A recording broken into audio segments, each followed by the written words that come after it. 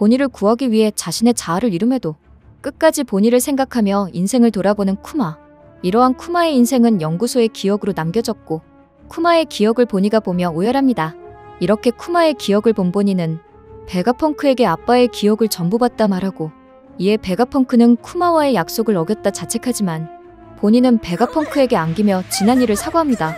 이러한 상황에 베가펑크는 쿠마가 맡겨놨던 보니의 10살 생일 선물을 건네주는데 이에 보니는 기뻐하며 아빠가 준 태양의 목걸이를 소중히 간직할 거라 말합니다. 보니의 말에 베가펑크는 그 꼬마가 그런 모습이 되다니 2년 전 대체 누가 상상을 했겠냐 생각하는데 쿠마의 기억을 봤던 보니는 밀짚 모자가 아빠 절친의 아들이었다 말하고 이에 베가펑크 또한 너희들이 여기 같이 오길래 놀랐다며 인연이라는 건 참으로 기묘하다 말하죠. 이어 베가펑크는 너가 저 방에 들어간 뒤로 에그헤드에서 여러 사건이 일어났다 알린 후 나도 지금 밀짚 모자 루피 일당에게 도움받은 상태로 전부 얘기할 테니 진정되면 그들과 합류하라며 보니에게 내가 세계 정부에게 고용된 보잘것없는 과학자라 미안하다 사과합니다.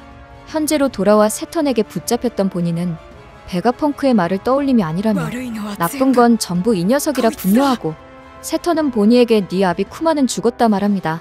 이러한 상황에 기력을 다한 루피는 누가 밥 좀 달라 부탁하는데 하지만 세턴의 능력으로 일행들은 움직일 수 없었고 세턴에 붙잡힌 보니에 이어 센토마루까지 해군에게 붙잡히자 누워있던 키자루는 센토마루와 보니를 걱정하죠. 한편 이러한 에그헤드의 상황은 사왕 밀짚 모자 루피가 베가펑크를 납치하고 농성 중이라 세간에 다르게 알려졌고 드래곤은 어디론가 사라진 쿠마를 언급하며 쿠마가 본능의 파편으로 움직이기 시작한 것이라면 어디 갈 것인지 이완코브에게 물어봅니다. 다시 에그헤드로 돌아와 세턴에게 붙잡혔던 보니는 여기서 죽을 바에는 널 죽이겠다며 디스토션 퓨처 니카 같은 미래를 사용하지만 보니의 능력은 오히려 풀리며 약해졌고 이를 본 세턴은 그 녀석의 딸이니 니카라는 이름은 알고 있는 것 같은데 그게 무엇인지 정확히는 모르고 있다며 이 녀석은 아직 니카와 밀짚 모자의 하얀 모습을 연결 짓지 못해 참으로 아쉽다 말합니다. 이러한 상황에 루피는 음식을 먹고 있었는데 이를 본 세턴은 이 녀석에게 식량을 준 게 누구냐며 지금 당장 해루석 수갑을 채우라 명령하여 해군은 루피에게 달려가고 키자루는 이를 유심히 봅니다. 그리고 능력을 사용할 수 없던 보니는 이 영감은 나의 조작도 안 통한다 당황하는데 이에 세턴은 보니에게 그 능력은 자신이 준 거라며 직접 열매를 먹을 수 없는 아기에게 열매 엑기스로 능력을 줄 수 있는지의 실험으로 성공했지만 불필요한 열매라 말하죠. 이어 세턴은 그 능력은 어떠한 미래로도 변신할 수 있지만 현실을 알 때마다 선택할 수 있는 미래가 좁아지는 능력으로 보니에게 니카를 믿고 싶은 거냐 말하는데 이에 보니는 니카는 분명히 있다며 아빠가 너희들을 따르는 기계가 된 날부터 아빠를 해방시켜 주기를 바라면서 계속 찾았다 말합니다. 하지만 세턴은 이미 없다고 생각하기 시작한 게 지금 너가 능력을 사용할 수 없는 증거라며 네 아비도 버커니아족의 시답자는 전설을 믿고 내게 니카처럼 사람들을 구하고 싶다 말했다며 훗날 성지 남자의 8번째 부인이 된 내 어미에게 약물 실험을 한 것도 자신으로 그녀 또한 부작용인 푸른 반점이 나와서 실패하여 좀처럼 마음대로 풀리진 않았지만 태어난 애한테도 유전됐을 줄 몰랐다 말하죠. 세턴의 말에 보니는 눈물을 흘리며 전부 네가 한 거냐 공포에 떨고 이를 들은 베가펑크는 쿠마는 그걸 위해 목숨을 걸었는데 감히 은혜를 베푸는 마냥 거래했다 분노하지만 세턴은 버러지의 기분을 이해하는 건 불가능하다 말합니다. 이러한 상황에 어디론가 향했던 쿠마가 에그헤드에 도착했고 이에 해군들은 쿠마가 등장했다 보고하는데 하지만 세턴은 쿠마가 올 리 없다며 당황하고 베가펑크 또한 쿠마의 등장에 당황하죠. 그리고 보니는 세턴의 잔인함에 무서워 패닉에 빠지는데 쿠마는 이런 보니의 마음을 아는 듯 해군의 무차별 공격에도 계속 달렸고 보니는 쿠마를 생각하며 마음이 부서질 것 같아 나 이제 이대로 죽는 게 편할지도 모른다며 오열하는데 보니의 울음소리에 세턴은 시끄럽다며 보니의 머리를 꿰뚫으라 명령하고 이에 보니는 모처럼 받은 목숨인데 지키지 못했다 아빠에게 사과하며 자신의 죽음을 받아들이는 순간 기적적으로 자아를 잃었던 쿠마가 등장해 보니를 꼭 안으며 보니를 구해줍니다.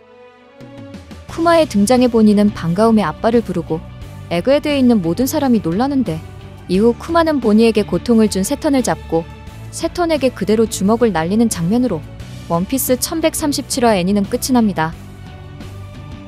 이번 화에서 쿠마는 자아가 없는 상태로 단지 보니를 구하기 위해 등장했습니다.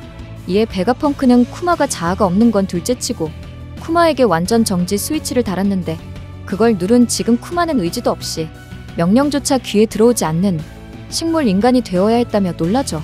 또한 베가펑크는 쿠마가 움직이는 거는 말할 것도 없고 보니가 있는 이 섬에 도달한 것도 과학적으로 말이 안 된다며 역시 사실인 거냐며 버커니어 족의 특성은 강인한 몸만이 아니라고 말합니다.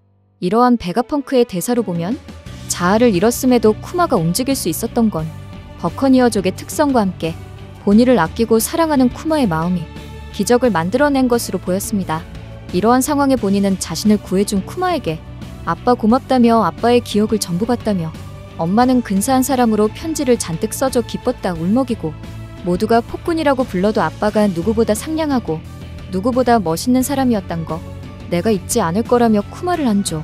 그리고 이렇게 쿠마가 에그헤드에 등장하자 누워있던 키자루는 정신을 차린 후 쿠마까지 와버리면 배우가 너무 모인 거 아니냐며 얼른 끝내도록 하겠다 하는데 이를 본 베가펑크는 키자루에게 마음이 없냐며 슬픈 남자라고 하고 베가펑크의 말에 키자루는 좀 더 짙은 선글라스를 쓰고 올 걸 그랬다며 이러한 자신이 한심하다 말합니다.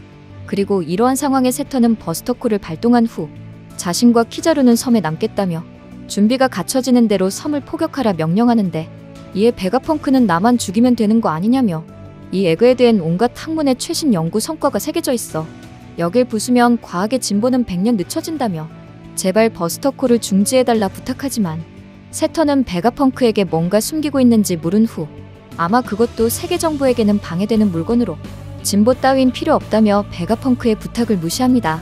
그리고 키자루 또한 도망가는 쿠마와 보니를 공격하는데 키자루의 공격으로 쿠마와 보니는 추락하고 베가펑크도 세턴에게 공격당해 치명상을 입죠.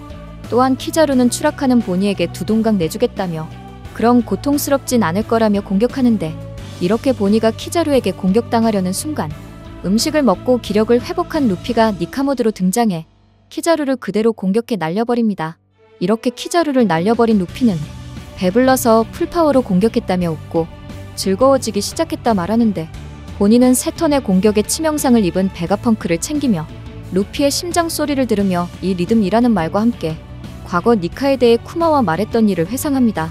이러한 상황에 죽어가던 베가펑크는 보니에게 역시 알아차리지 못했다며 나도 이 눈으로 보고 확신했다 말하며 쿠마가 주목하던 저 밀짚모자 루피야말로 태양의 신 니카였다 말하는데 꿈에 그리던 니카의 등장에 보니는 기쁨의 눈물을 흘립니다. 오늘의 영상은 여기까지입니다. 시청해주셔서 감사합니다.